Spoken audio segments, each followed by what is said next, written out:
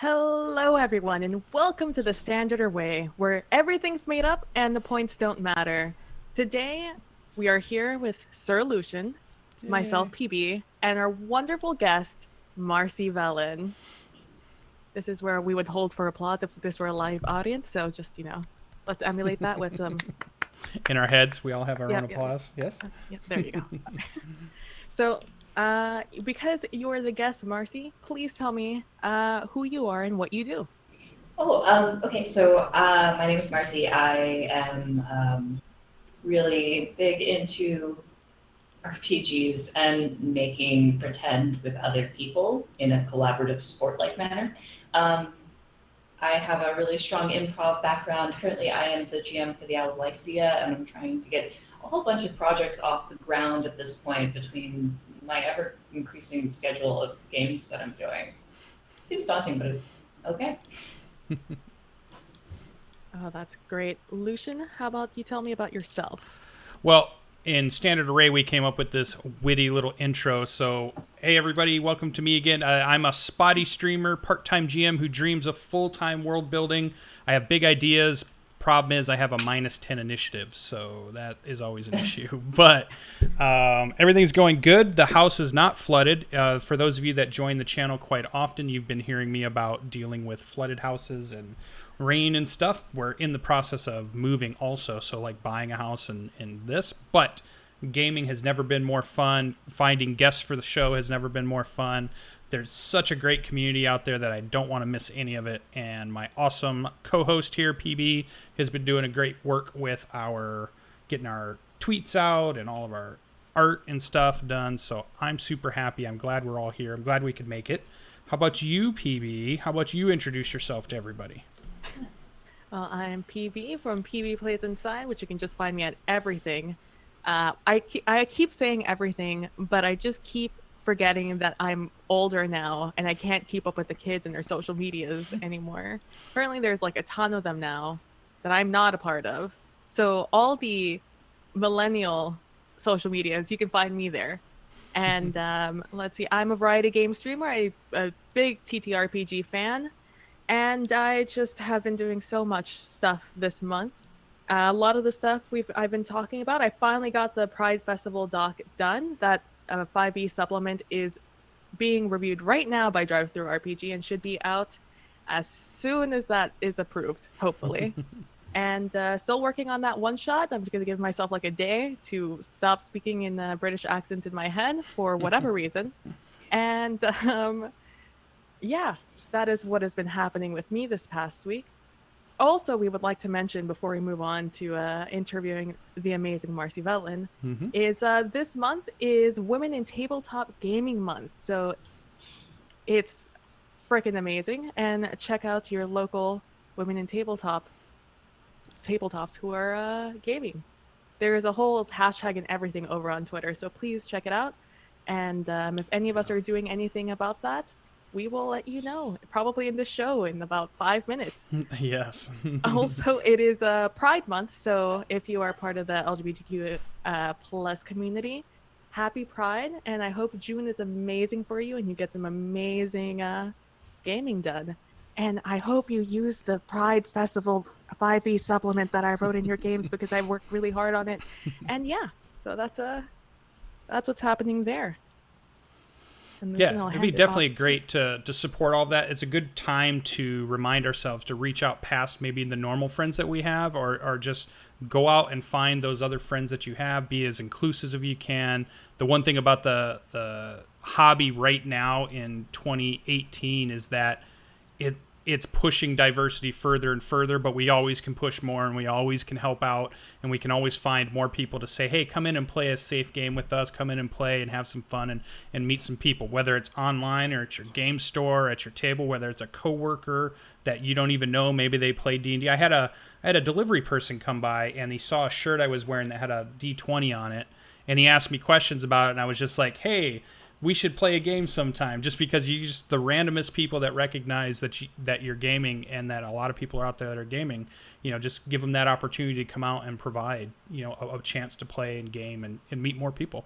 So June is a good month to push that forward. Every month is a good month for it, but hey, let's do even better in June. Yeah. All right. We ready for some questions? Marcie, you ready to get grilled on a show? We're going to find everything there is to know. Grilling. No, yeah. So, PB, you had a great list of questions. I saw yours. And again, I was thinking, let's start with, let's find out a little bit about Marsie's past, a little bit about Marsie's present, all the stuff she's doing. She's got so much to go on. She probably won't even be able to tell us all of it. And then maybe she'll give us a little bit about what's about to happen in the future, too. So do you want to kick us off with something good, PB? Sure. So we'll just start off with the very basic question that I'm sure you've answered a million times. But for the audience out there, how did you get involved with Monte Cook Games? Oh, good question. This is actually really funny. I haven't been playing them for too terribly long. I just have a habit of like latching onto systems kind of intrinsically. And this is the first time I've been able to answer this question. As this is actually the first time it's come up, to be honest. My partner was really into the idea of Numenera, and he buys the book, reads the whole thing. He's right there, and he's like giving me the best look right now. He reads the whole thing, tries to get me to play it with him for months. I'm super busy. I'm looking at other systems as well, to be perfectly honest. And then one day I'm just like, okay, I'm gonna read Numenera now, and I look through it, and then I read the whole thing cover to cover, and then it's my favorite thing in the world. And then I run it, and then I'm doing a convention, and then I'm running on the Twitch channel, and he still hasn't run Numenera yet. So there's that. I hadn't even played Numenera. He hadn't even played Numenera. That's not true. I ran it for him. Oh, yeah, you did. Yeah, so that's how. That's awesome. Our funny story with that, our first game when we were talking about getting back into role-playing, was about 2 years ago. And again, I did the same thing. I picked up the Numenera book because I didn't know what game I wanted to play. I'd played D&D back in the day. And I picked up Numenera, read it from cover to cover, and was like, oh my god, this is the greatest thing I've ever just read, and sat down. Like, my imagination exploded with all the possibilities of things that could happen, or characters to play, or whatever. So I started looking for games. I couldn't find any, and I got encouraged to be a GM instead of just a player. So that's when I reached out to some people I knew online from playing games, and I met PB, and I convinced her and a few friends to say, hey, come play this role-playing game with me on Roll20. It's called Numenera. I'll teach you how to play. I'll learn how to play at the same time. It was the first game we played. It was the first, and it's like we've never looked back from the last 2 years. There's just so many good stories. There's so much good writing, and it was such a fantastic book. Yeah, and I discussed this with the COO while I was at PAX Unplugged. One of the bigger reasons that I actually picked it up was the art, and you can tell that art's really important to them, and that it kind of serves as their thumbprint, and it's beautiful and drawing, and they really do a lot to support and present their artists in a dignified and beautiful way. Yeah, beautiful books. Even The Strange, then the follow-ons with the Cipher System, which I just got. I want to do stuff, but even like the extra worlds and stuff that they came out with was so good. Yeah. That stuff's so good. So that sounded like, then when you said that, that you had played other RPGs before Numenera, even though you really love it now. Mm-hmm. What was the first one you got into? How did Marcie first get into role-playing games? When did that happen? Oh man, does Clue count? Sure. Did you play a character? Yeah, absolutely. Every time playing Clue. Any time that I was able to play a character, I was doing it. I was LARPing with my friends before I knew LARPing was a thing.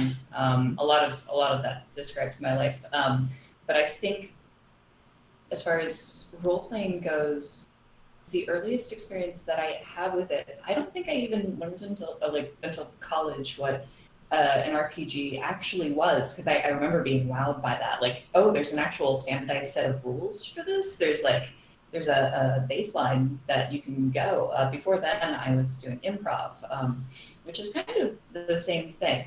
Like, it just without dice rolls, but more everybody's cooperating in tandem with each other to provide a story, whether it be long form, short form.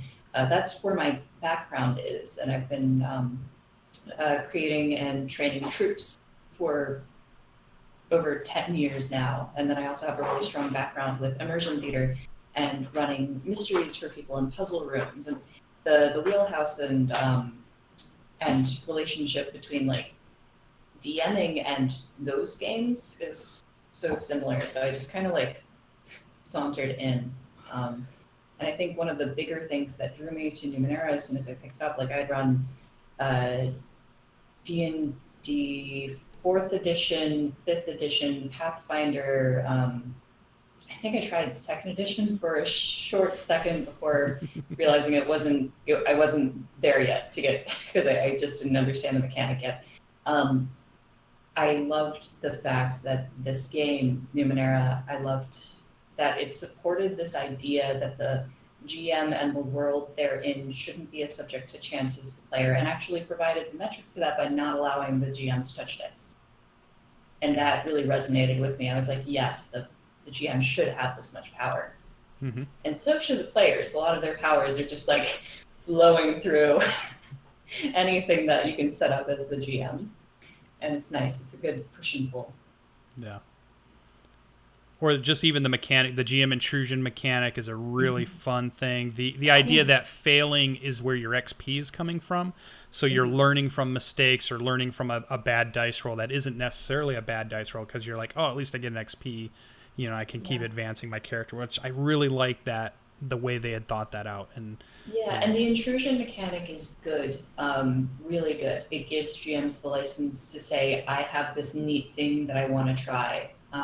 And kind of like it gives you the ability to stop that scene before you put too much time into an effort into explaining it before somebody's like, I don't want to say honor bound, but XP bound at least to at least interact with it in a meaningful way. And then at the same time, it also gives the player to like an ability to I don't know, I like the giving out XP part of it as well, because on the player end that forces players to reward each other and acknowledge each other and create more narrative between each other rather than just focus on their own characters, and that's really important. Yeah. All right, PB, I know you've got a burning question. Oh, I do. I have a very burning question. So, how cool is your closet that you're able to cosplay all of your characters that you play? Oh, yeah. So that is great. It's fun stuff. I've been working, it's pretty cool. I actually just need a closet. I should probably get it down to a single closet and not like a closet and then also have my wardrobe as well. I have been working at the Renaissance Festival that happens near my house for give me a second, 16 years, 17 years. So I have costumes built up from that, and then I have like wigs and accessories from my murder mystery company experiences and my other immersion theater stuff, zombie rooms, like makeup tests. It's so much, and I love cosplaying a character. I just wish the houses that I did it in were cooler to do it in, like temperature-wise cooler. Because I'm just like, every time I didn't wear the wig that last night of Life on Marr'd. It was almost 90 degrees in here, and I was just like, I can't wear a wig. It's not gonna happen. But I have dozens of costumes. I've been uploading some of them slowly to Twitter. I do drag and gender bending for my my acting life as well. I think I'm gonna start a short country western game. It's only gonna be like 2 games long, but I'm gonna gender bend for that one. Y'all can see me. I'm deciding on what kind of mustache to do. Oh, Nice. that's amazing. I'm always a fan of the curly one. It's always a good one. Yeah. So, Yeah, it's just very interactive, you know. You're in the game and you're thinking, you can just twirl it a little bit. Yeah. Great. Yeah, although the ones we've used in the past for the immersion theater stuff, it's just like a lot of people don't like wearing them because it's like we get them in little packages. You're supposed to wear one for each and every show, and then like it also says like 100% human hair right across the front. It's just like I am going to anger the gods if I wear this. Oh, that's the best thing I've heard all day.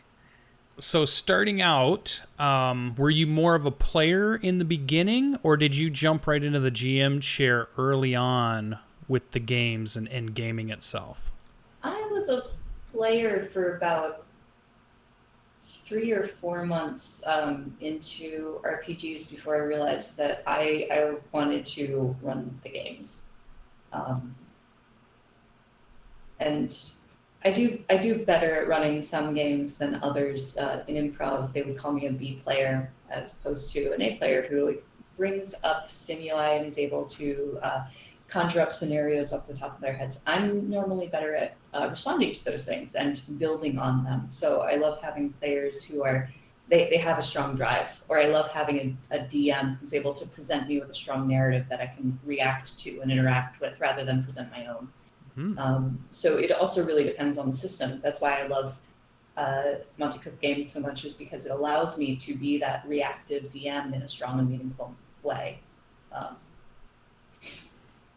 But I've been able to do it with certain other systems if I have the right players for it, which are I need players with strong voices, and everyone has a voice.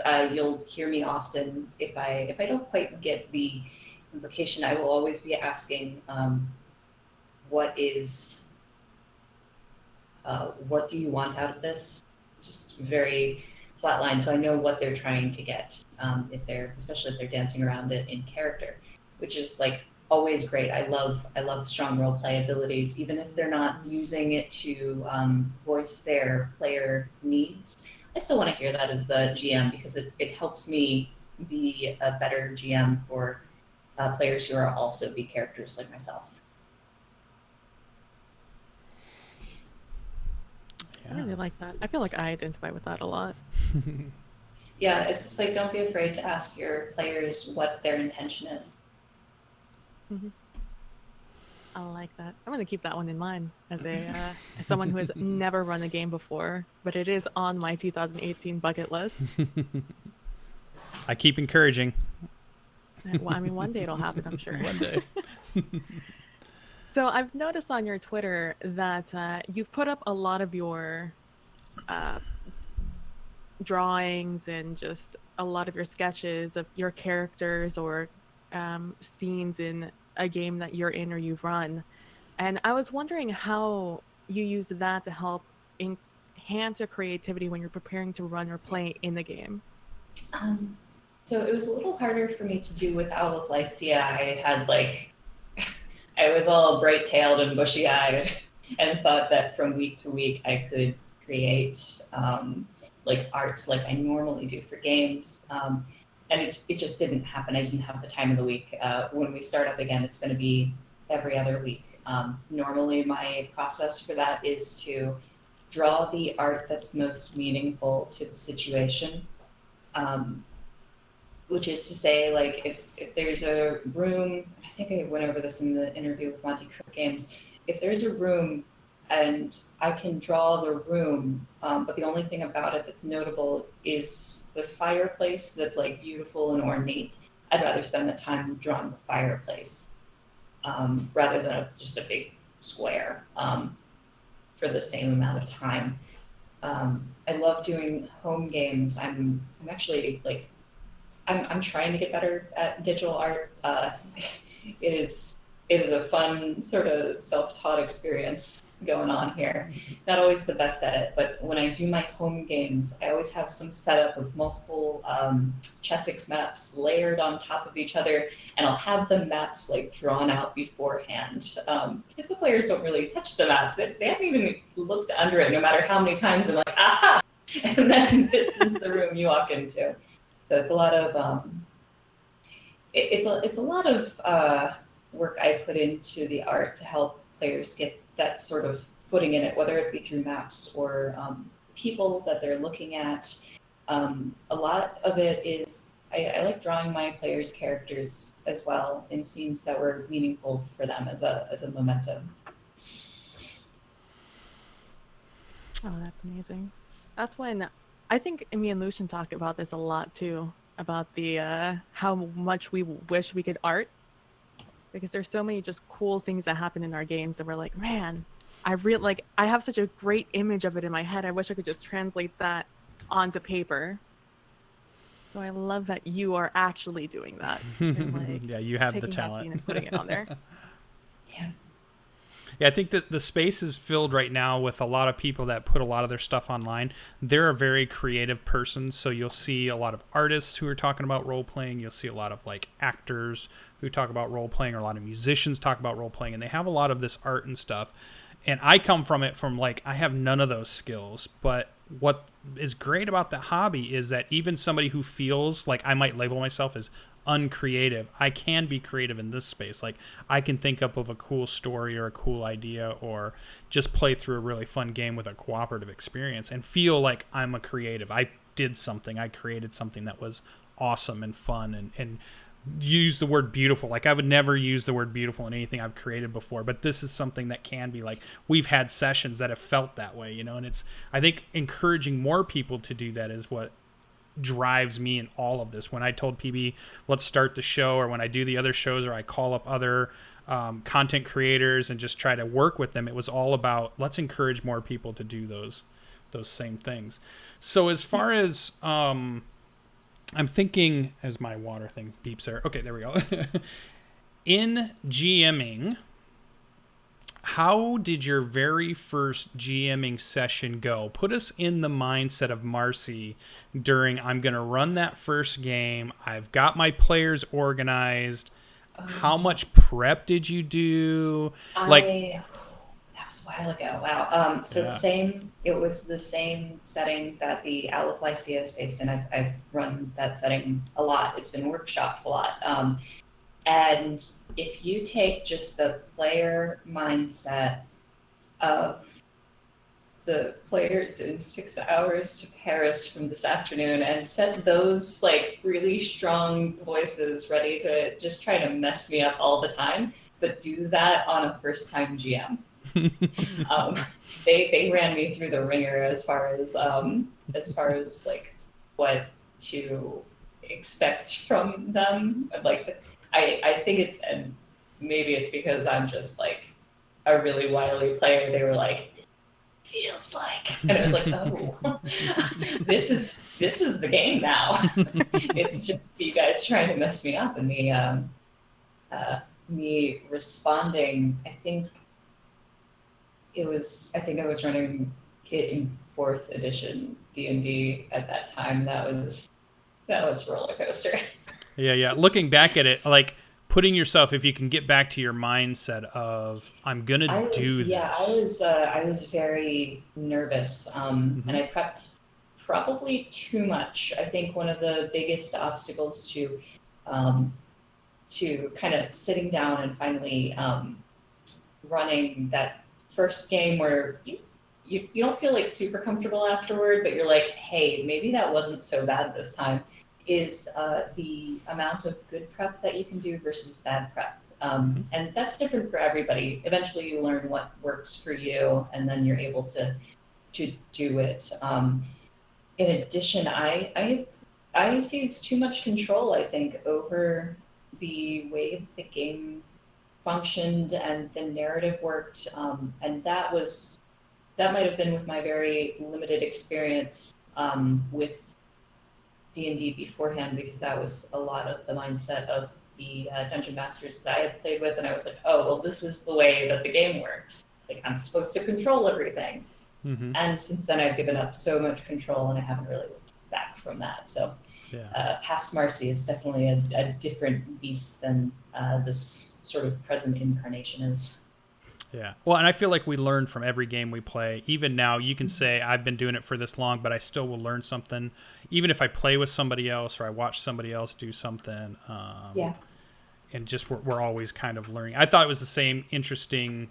I like what you said in that very beginning. You find the way that's right for you, because I think so often you can go out on YouTube or you can go anywhere and you can find great advice videos, but it's not necessarily that you have to do it the way they did it. It's about finding the way that works for you and then doing that, whether it's a piece from what Marsie did and a piece what this person did and a piece what that person did, and that makes how Lucian runs a game or whatever it might be. That's what I'm hoping, that people should look for. And it's funny, like you said, prep, because you said good and bad prep. A lot of people don't even say, if you go watch a video out there, nobody talks about what is good prep, what is bad prep, what is prep itself. Are you talking about story prep? Are you talking about the materials you brought to the table? Are you talking about how well you knew the rules at the time? Like what is even that kind of stuff?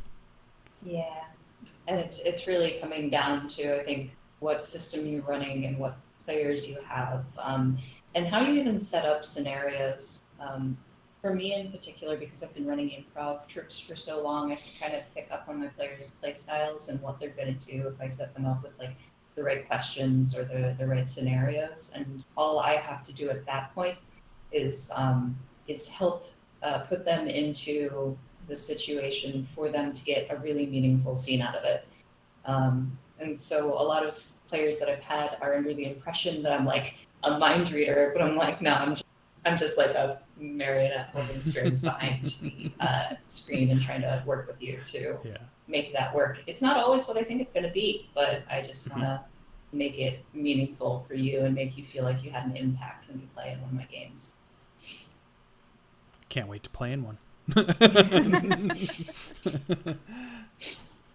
So going off with being too prepped as a DM or a GM, I guess, flipping that on its head, what is some advice you would give to a player who is paralyzed by all the choice there are in some of these games?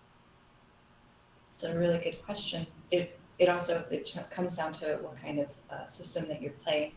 But if you're paralyzed by choice, you can always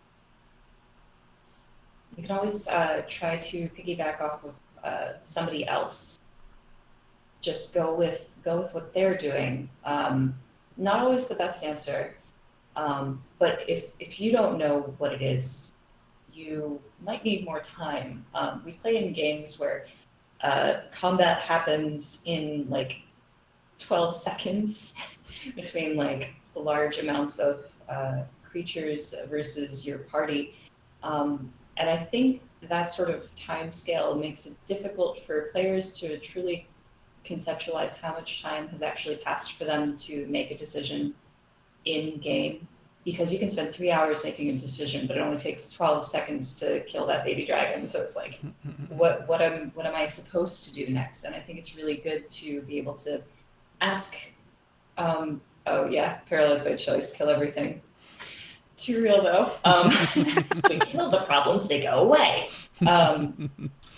But it's never a bad idea to see if you can ask for time. If time isn't a crunch, which most GMs won't make time a crunch for decision making, because you kind of want to extend the drama in a reasonable and compelling way. But if you can ask for more time, that's always a good thing. Sometimes I'll end a session with the player's consent before they make a decision, just so that they have the time through the week to think on it and then come back fresh. Because in game, the characters would have had much more time to make that decision than they would have as players in the moment. Sometimes those decisions are really strong. Sometimes they cause inter-party drama. So if you're paralyzed by choice, it might just be also that maybe you're just uncomfortable with the choice that you're presented with. And it's always okay to tap out of those, and it should be okay to tap out of that kind of decision making. A null decision is still a decision. You should always be able to withdraw if maybe you as the player are uncomfortable making that happen. And there can still be consequences to non-decisions, and that should be an open conversation between GM and player. Yeah, and you're sometimes balancing the idea of helping or teaching somebody a game where they haven't played it before, whether it's somebody who's played in another game before, or maybe never. We've had people that have joined the games that have never played an RPG before, so you're kind of helping them work through those things and get an understanding and not overwhelming them a little too much. But Yeah. Normally at my players as well, like I answered the question of like paralyzed by choice is sort of like there's a moral quandary going on, but it could be just as simple as like, this is the first time I've sat down, what do I do? And normally I assign the, like every table, I just like, you're my dedicated rules lawyer because you know this better than I do, so you're gonna help me out. And usually I'll assign them to help the player as like a form of training wheels until they get their mechanics down. And then it's all hands off from there, which is, of course, the language is that is different than like, don't force them to roleplay, just help them get the bearing for what they can do. Because a lot of the time, the choice anxiety is produced by just not knowing exactly what the mechanics are. Yeah, and we're there to help.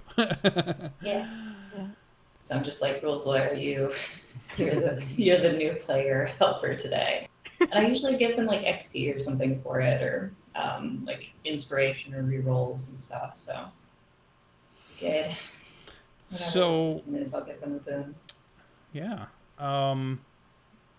At what point did you're playing games, you're running games for friends? I assume it sounds like that's how it kind of started out.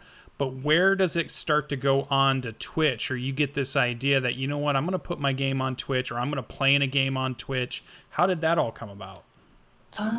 So, I was doing Adventures League for a while as a GM, and like doing that from the DM side can sometimes feel perfunctory. They're changing the rules now in slight ways to alleviate and introduce a little bit more GM, or they have been anyway,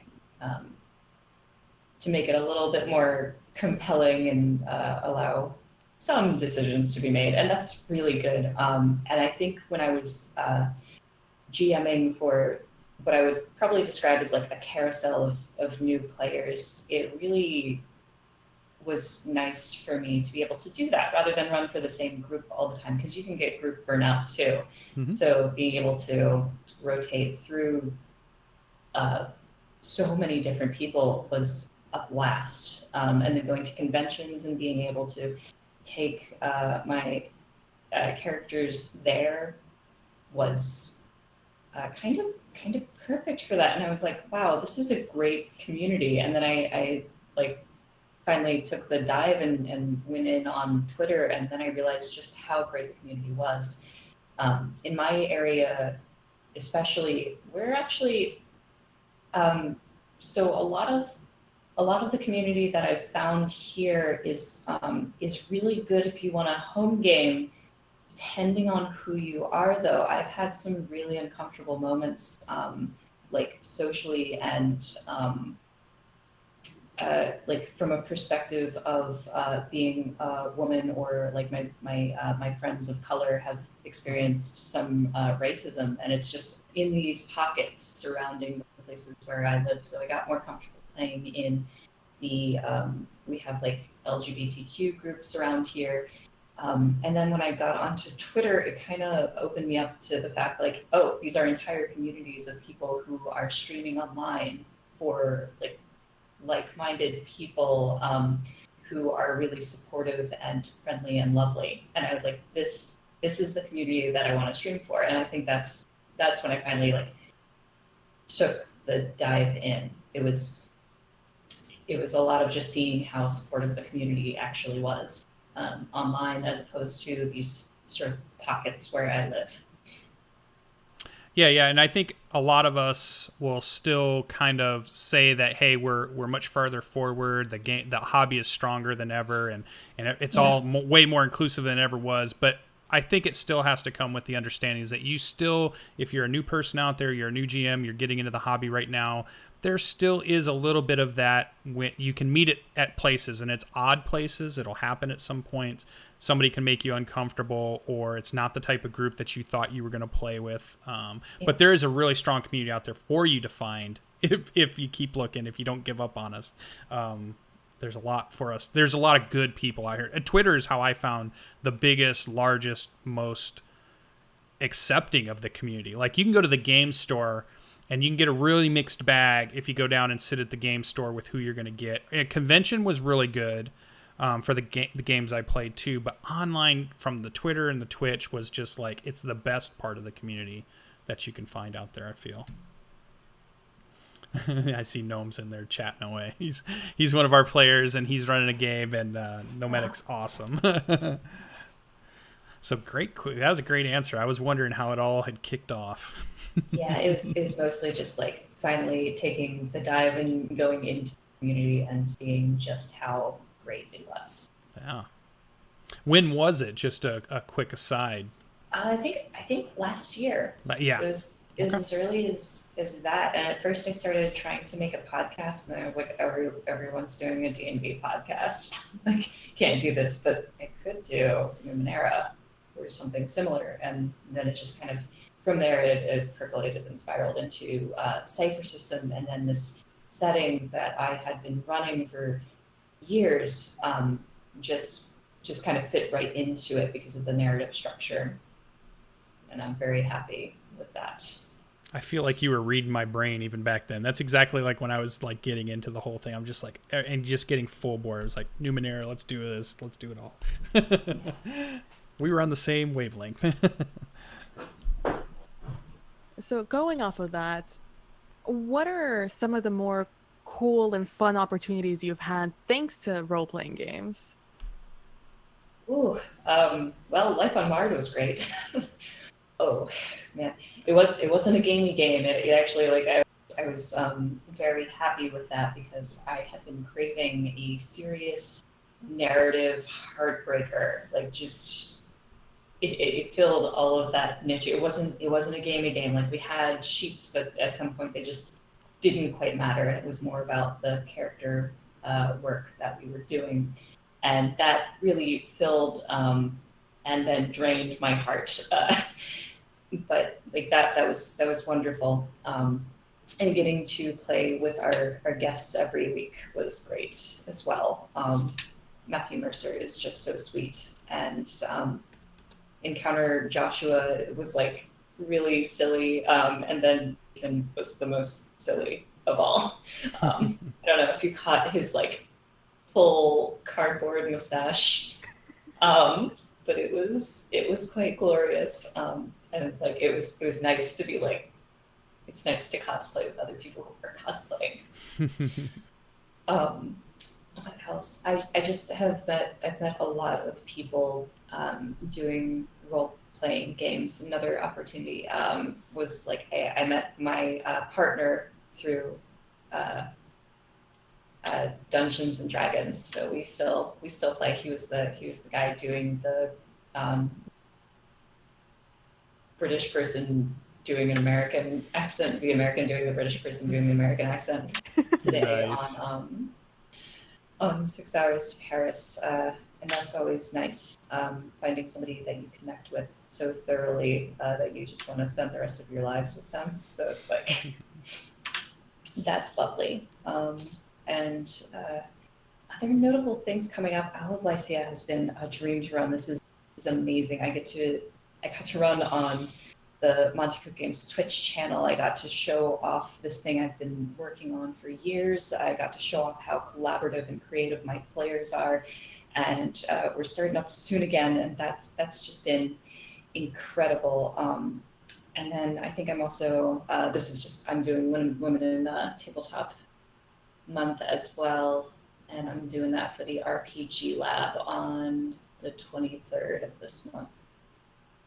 I'll be running Cypher System again, doing that, and it's just so nice. This community is amazing. They are fun. That's so that actually works out perfect, because my next question was talking about, well, tell us about what you've been doing like in the last week or month. I know us as fans have watched you on Owl of Lysia, which is where that was my favorite of what I've seen so far. Life on Marr'd was good, and I loved the characters in it, but I really liked the whole build up to Owl and all the stuff you were doing, and I could tell the passion behind, you know, the making it, and I thought that was super cool. So were those the only, me and you, the way I even got to meet Marsie was we got to play in a charity game with James Wall, doing some Numenera, do Mike's Metal Mercs, or Yeah, Metal Mike's Mercs. Metal Mike's Mercs. Yeah, we got to play in a fun kind of adventure, and we had a really fun time with some other great just people that I just met at random, and it was a charity game. Is that kind of, are those the three things that we can think of? Or tell us about, like, in the last month, the last week, what are all the things you've done, or where people could have seen you and the stuff you got to do? I've done a couple of games on Scraticus's channel just for his one shots. Those have all been fun. I've been uploading art and stuff from my characters. Like, even for one shots, I love drawing my characters. What have I been up to? Gosh, I've been doing a lot of keeping, or gosh, how do I put it? Planning and session zeros. Can't quite talk about the project that I'm working on now. I've been working with my players for Owl of Lysia, though. We're coming back soon. We're going to start doing an every other week thing just so I can get my art done. And they can have lives on Sundays at least once a week. So, you know, it's like the compassionate thing to do, I guess. But we're coming back, and we are slated to play on the MCG Twitch channel again, so that's really exciting. What am I working on? There's a 2-game Western one shot. We're gonna playtest Dead in the West a little. That's gonna be interesting.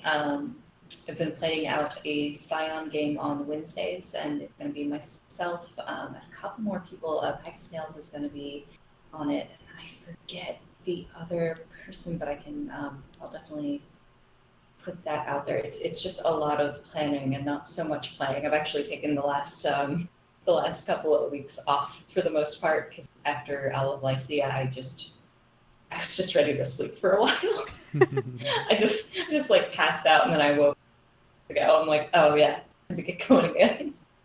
And if people want to recatch that, they put that up on the Monty Cook YouTube page too, right? Yes, they did. Yeah. Okay. So yeah, if anybody missed it, you can go and check it out there. And all these games that Marsie's in, usually they get posted up somewhere. And if you don't see it, you can always probably send her a Twitter message. We're going to put all her information in the description and in the chat here, so that you guys can all follow and likes and subscribes and all that kind of stuff, because she's doing really cool stuff. So thank you. Well, that's awesome. One of the things that I'll wait. I'll hold on to that for a second. We're not future projects yet. She's getting ahead of me. She's getting ahead of me. Getting ahead. All right, PB, I know you got another question in there somewhere, right? Yep, I do, actually. So one of the things that I think a lot of people have had problems with when you find RPGs in the role-playing world, you sort of go in hard because you're like, where has this been my entire life? I have X amount of years to make up for. And going so hard on those type of things, you eventually hit a point where you just burn out on this thing you really, really love. And so my question is, what are some of the things you do to nurture your creativity and for role playing instead of burning yourself out?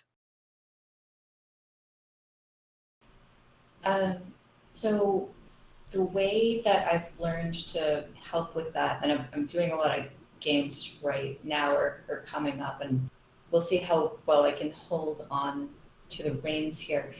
As a DM, although it can be nice and really enigmatic and enjoyable to run games that are long and sweeping, it's really good to break them up into pieces and take a break between those pieces. So figure out where your arcs are, and take a couple weeks off in between arcs.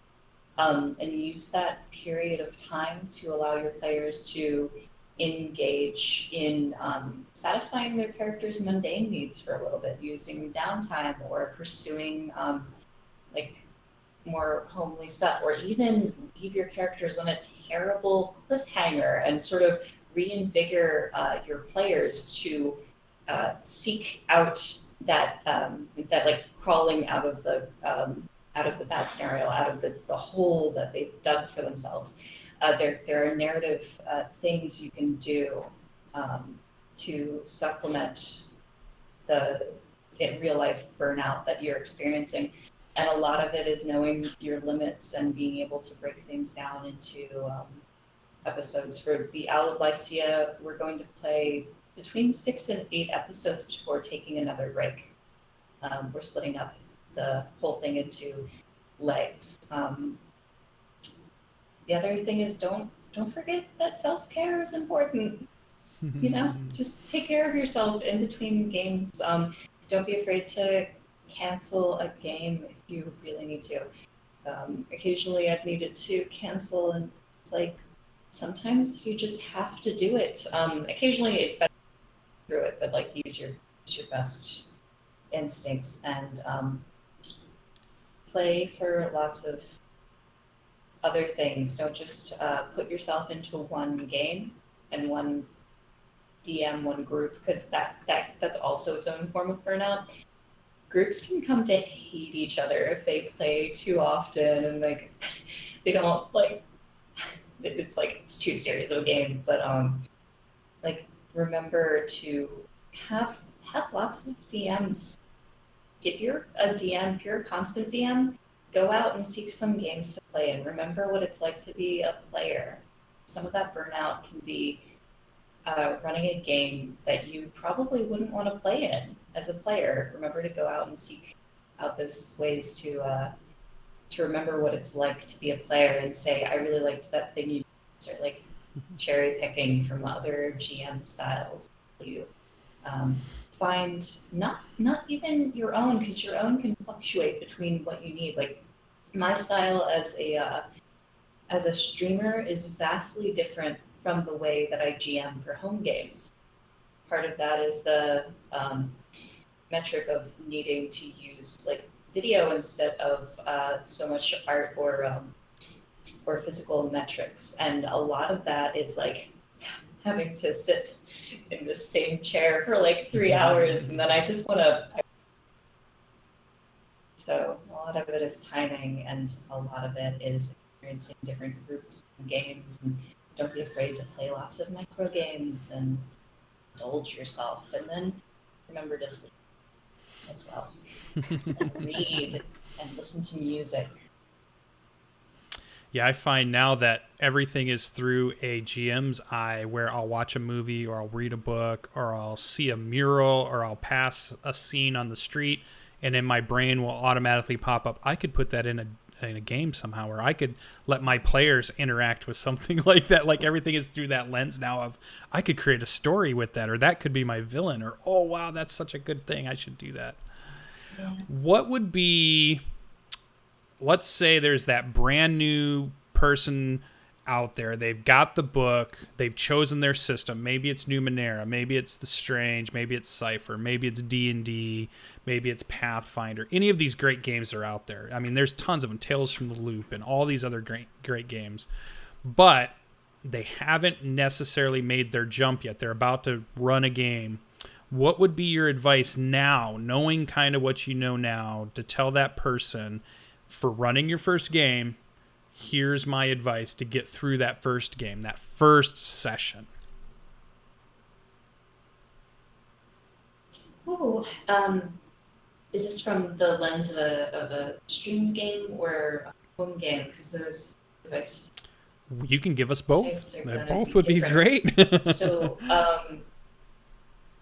when my friends, after DMing for my friends who are just terrible to me for my first time, what I did was the same thing that I do for new players at my table in home games. I I actually just sat behind as a co-DM. Get somebody who's an experienced DM to co-DM with you.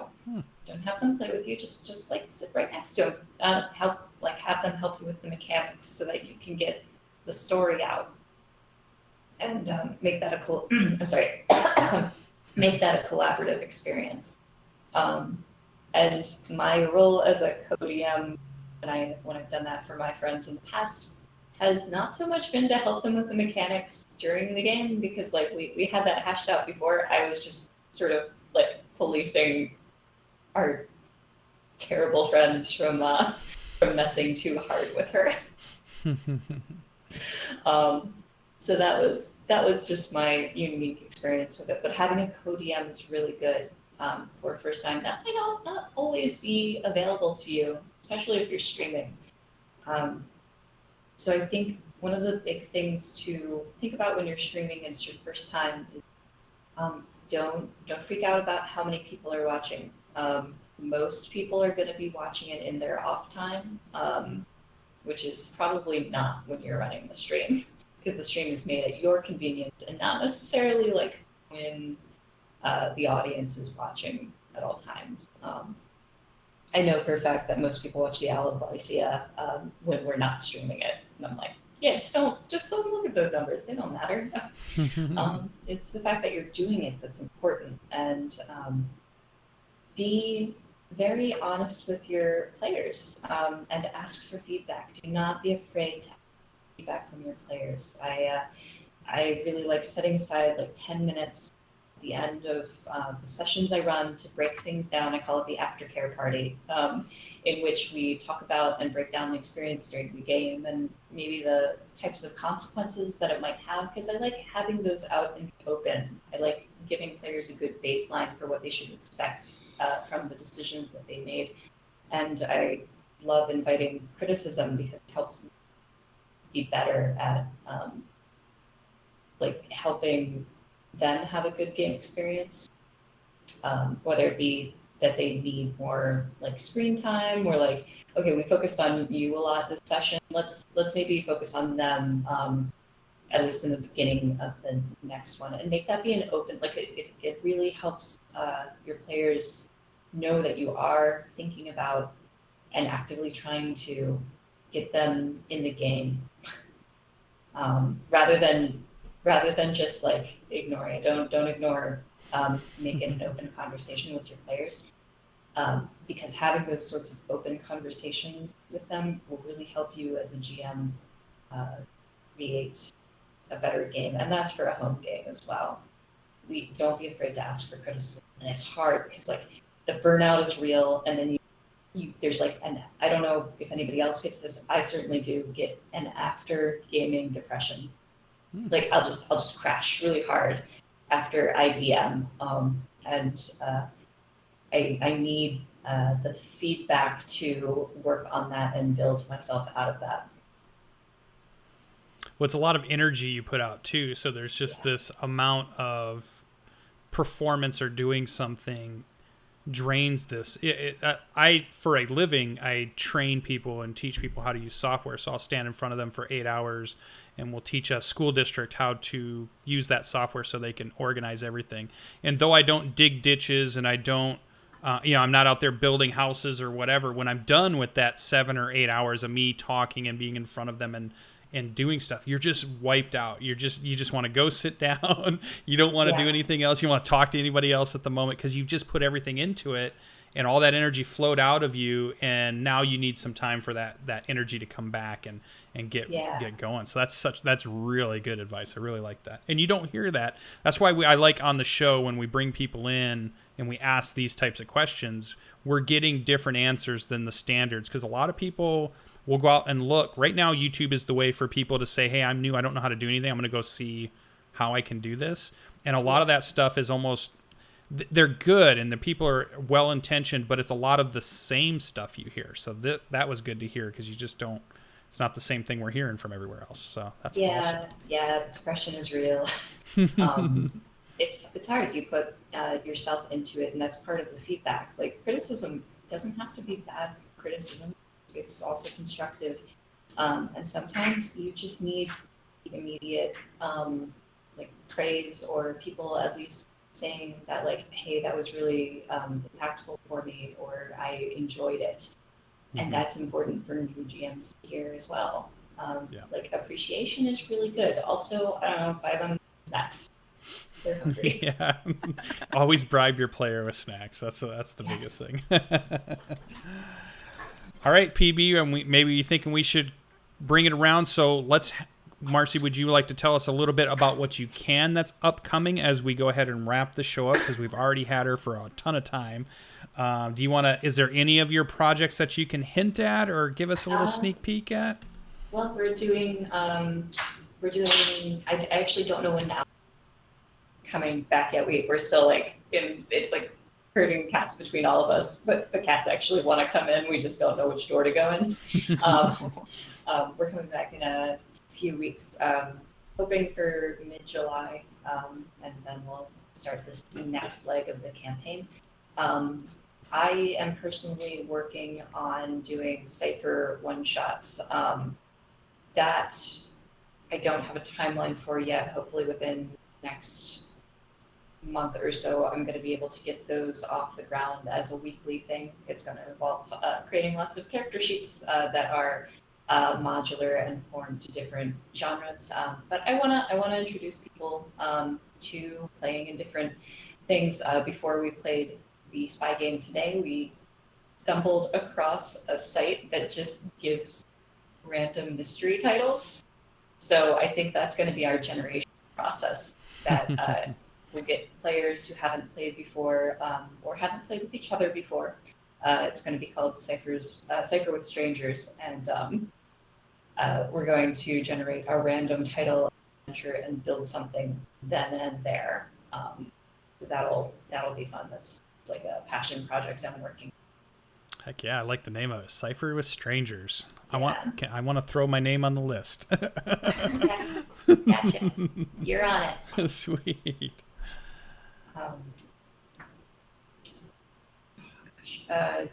I'm doing a Scion game on Wednesday evening. EST, and that's going to be really fun. I'm really happy with my character so far, who is like a roller derby. I'm playing in that game. I love being able to play. I'm going to be playing roller derby demigod. That sounds awesome. Yeah, her name is going to be Helena Handbound. So it's like, oh my god, when she's on roller derby. So I want to see the art for that. I know, right? And there is actually, so I'll be like posting it. It's actually really nice to play in games where there are already artists, because it's like, oh, I'm not drawing anything for this. The art's coming in, and more of that's going to come out soon. I don't think I can speak about anything else right now. Where do people, how do they keep up to date with what you're doing? What's the best place for them to find what you're doing? That kind of stuff. Twitter is the best place, and it's at FELLON MARCIE. And you can find me there. And if you're interested in playing with me, or just playing in general. I spend like every week looking through Twitter just to find people looking for groups to either retweet them or add them to a list of people that I want to add. I do that same thing. I look for just random people that are newer, and I'm just like, hey, they're like, I can't find a game, or I'm having trouble finding a game. I'm like, all right, your name's on my list. I'll contact you. I want you to come play in a game with me. So then I try to spend a bit of time. I know it's not hard for me to find a game so much anymore, but when it was, it just like it didn't occur to me that I could just do that. And that's hard. So like, if you're looking for a game, just say something. And there are people like myself and Dan, and I don't know if you do that, PB. I don't run any games, but I absolutely will, because I want to run a game in a system that I don't think a lot of people are super into. What is it? Deadlands. I want to run a game in Deadlands. It's a Savage Lands base game. It's all about a it's like a Western world in which the Civil War was never really resolved. And then somehow, for some reason, California like split and fell into the ocean and uncovered a lot of rocks that do some really gnarly stuff when used in certain mechanical ways. Also, maybe zombies exist in the world. It's a real adventure. Just reading through it. I would play in that.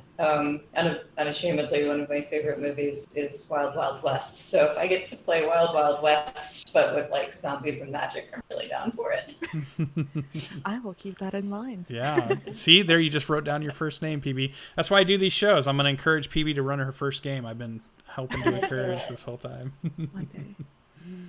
Awesome. Well, we'll put all of your information in the video title. I know I saw PB typing, so she probably put it in chat already. And we'll put all that stuff there so people can find you. You have been a wonderful guest. PB, are you ready for our outro? Where can people find you and what you're doing and stuff? Yeah. So I am PB from PB Plays Inside, which you can find me on everything, almost. And let's see, what have I been doing this week? Oh my god, this week. So we played Tomb of Annihilation earlier this week. It was a great game. Almost none of us died. And except the most important dinosaur of our whole game died. Oh, how can you say Arnold. That? Yeah, Arnold died. Oh, I'll miss that salamander guy. No one died. It's okay. No, we'll deal with the trauma together. PTSD for sure. And let's see. So after that, I put my head down and worked a lot on that Pride Festival document, which I don't know how long it would have taken me if I hadn't figured it all out before, because it took me like 4 days just to write it. But I finally finished it last night. I had a great sleep, stress-free. And so this Pride Festival supplement for 5e, although I say it's for 5e D&D, it's really, there's not a lot of mechanical stuff in it, so you could just very easily take that and put it in whatever system you want. Basically, I'll break it down for you. You'll get the first peek, because who knows when that'll get approved from Drive-Thru RPG. Basically, it's split into a parade section, so you know how to ride a parade in your game. There's a lot of great little anecdotes in there for different cards you can have. Also, we have entertainment. So there's things such as a petting zoo, because who doesn't like a petting zoo? There's some great some great advice on how to run musical groups in there in your game. Also with some great names, some great names in there for some of those groups. Let's see. We have vendors. I've made up some cool new items that may or may not be overpowered and too cheap. I've never done it before, but have at it. You can adjust the prices if you know how that works. So there's some great stuff. I threw some stuff in there from Xanathar's Guide of Everything, because I've mentioned it a lot in this doc, but it's all about the aesthetic. So there is a cloak of billowing somewhere that you could wear, and a cloak of many fashions, both Xanathar's Guide to Everything. If you haven't read that book or you haven't gotten it, you should. There's a lot of great stuff in there. And also there's a wonderful section in there sort of pointing out the history behind this Pride Festival and why it exists. And it is based off the real Stonewall events that happen. And I was just D&D-ize them or fantasize them. Fantasize them. And so that's going to go out there. I'm still working on that one shot. It's going to be a mid-tier one shot between, I think I'm going to run it at, well, not going to run it, write it at an 8th level, because I want higher level games out there, and I think it'll be really cool. It's going to be almost a classic Save the Princess, sort of, because it's the princess's fiance that sort of got kidnapped, and you have to now go save her. But things may not all be what they seem at any point. So that's going to be fun whenever that comes out. I'm assuming mid-June. And also just to celebrate Pride Month. And I have games coming up. Tuesdays, I have Tomb of Annihilation over on twitch.tv/Anarsis at 7 p.m. Central Standard Time? Eastern Standard Time. Central. Yeah, it's 8 o'clock for me. Yeah. 8 Eastern. 8 Eastern. And that's great. We haven't died yet, though I just heard that there is a zombie T-Rex in the game. So I'm looking forward to that random encounter. And aside from that, I'm not really. Oh, streaming. I do streaming. I stream stuff, although I didn't do anything this week on. Oh my gosh, I have a game I'm writing. Guys, this has been a hard week. I'm writing a ttrpg called Band Battles, in which it is meant to be an easy game to run and learn. For your players, I want it to be an easy to pick up and run game in which your players all make up a group, a musical group. You're finally there. You're at the World Championship.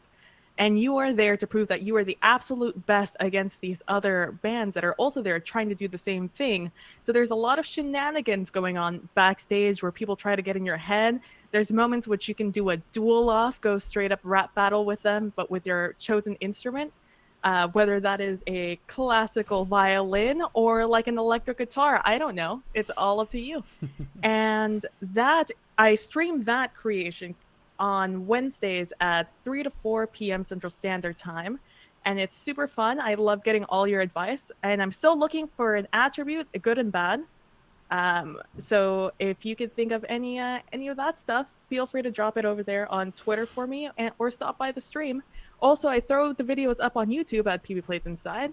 So yeah, that is one of the other things I'm doing. That's actually one of the bigger things that I can't believe I forgot. Anyway, SirLucien, what are you doing this week?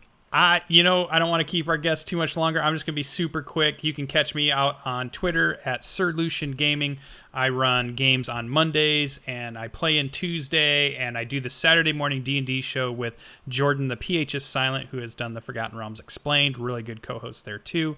And you're going to find me everywhere. I'm reaching out to other content providers to be in games, to run games, and I'm going to be at Gen Con this year and some of the other conventions that are coming up. So you definitely can find me there. All of that will be in the chat. I definitely want to say thank you again, Marsie, for showing up. You've been a wonderful, wonderful guest for us, and we can't wait to play in a game with you. It looks like she has another thing for us. Yes, just one more. I mentioned most of the guests from Life on Marr'd, but I wanna give a shout out because one of the most meaningful things that happened there in that was that terrifying demon that Kelly Butler played, and she, if I can scrounge it up, like the aria she sings at the end, or just her voice is incredible, and it has been like, I don't know, maybe role-playing games were just the friends we made along the way, but she's an incredible person that everyone should follow. Like she's actually like maybe become one of my muses. Awesome. From that game. So I just wanted to give a quick shout out to her because it dawned on me, like, I didn't even mention her earlier. Yeah. Definitely worth following and listening to. Her voice is insane. Awesome. Saw a quick question that came in from chat as we close out. Are you going to PAX U? I know when we were talking pre-show, Marsie said she was. Me and PB quite not yet. Yeah, there we go. We're all going to try to make it next year for sure. I think that's our big thing. But yep, well, Medic, you should see some of us out there at one of those. So, all right, everybody, it's been super wonderful. I'm going to go ahead and hit the button. And thanks again once more. We'll see everybody in the next show next Sunday. Bye-bye. Thanks for the standard array. Everyone.